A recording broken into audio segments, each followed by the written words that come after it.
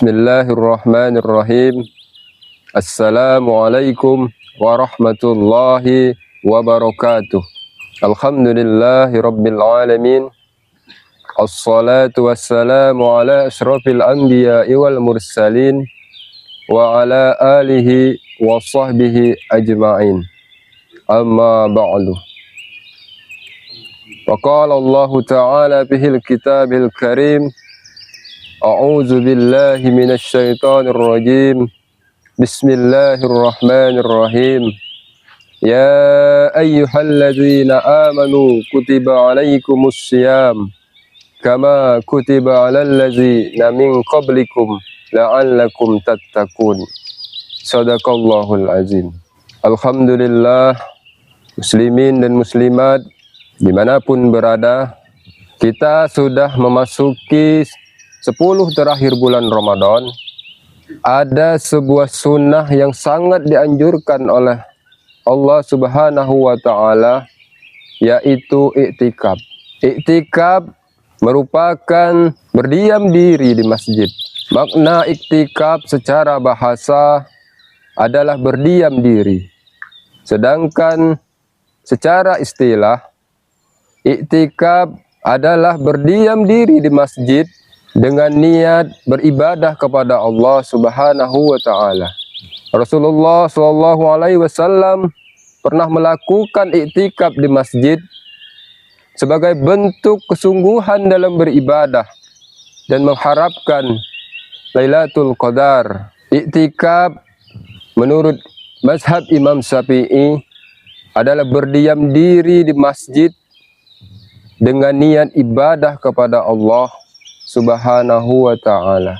Adapun menurut mazhab yang lain, iktikaf merupakan keseriusan kita dalam menjalankan ibadah-ibadah yang diperintahkan oleh Allah Subhanahu wa Ta'ala. Adapun yang dilakukan dalam iktikaf, yang pertama yaitu niat. Sabda Rasulullah SAW, innamal a'malu binniyat.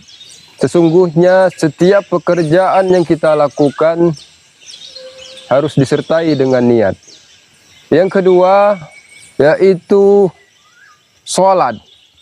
Adapun syarat yang kedua yaitu hendaknya iktikaf dilakukan di masjid khusus. Karena apa? Iktikaf tidak bisa dilakukan di tempat-tempat umum. Tidak bisa dilakukan di mushola. Tidak bisa dilakukan di madrasah. Karena iktikaf harus dilakukan yaitu berdiam diri di masjid.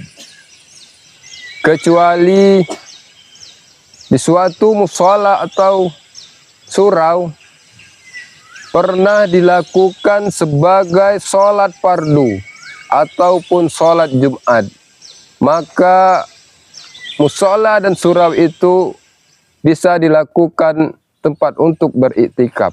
Adapun syarat yang ketiga, hendaknya berdiam diri di masjid dengan kadar lebih lama tumakninah dalam sholat. Adapun syarat yang selanjutnya, kita harus bersuci dari hadas besar.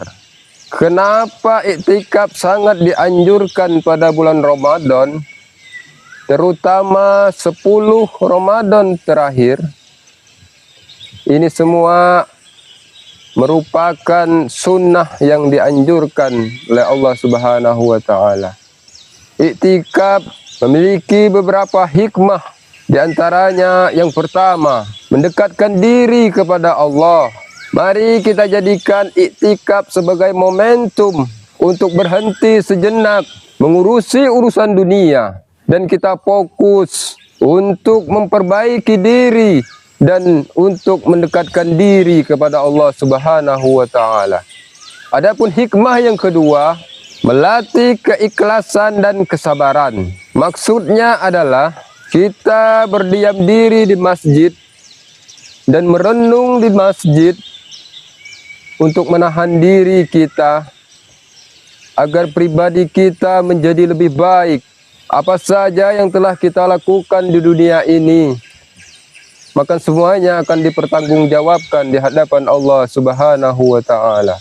Adapun hikmah yang ketiga, membersihkan hati kita dengan iktikaf.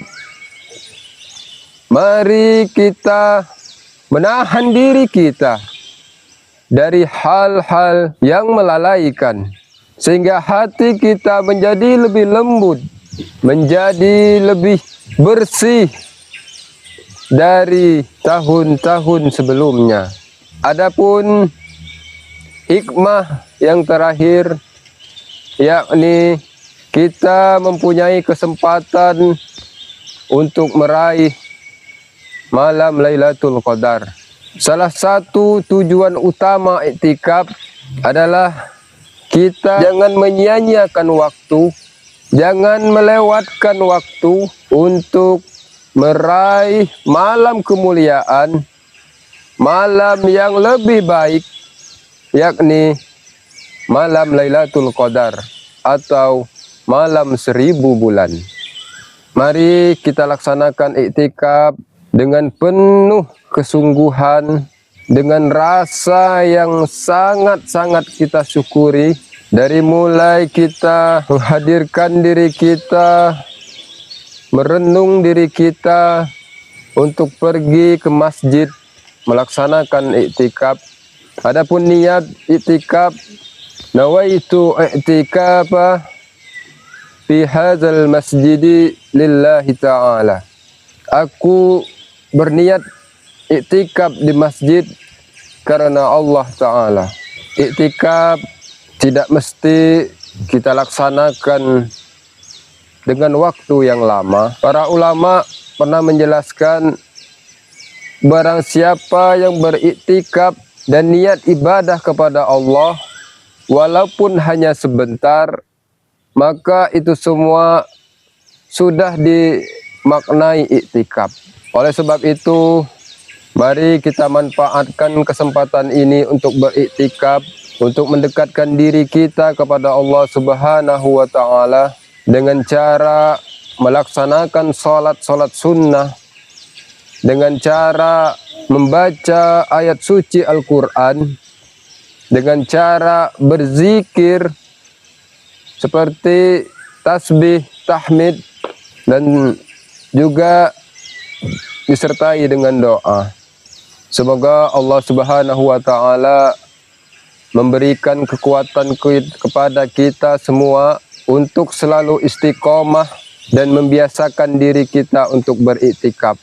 Sekian yang dapat saya sampaikan. Wassalamualaikum warahmatullahi wabarakatuh.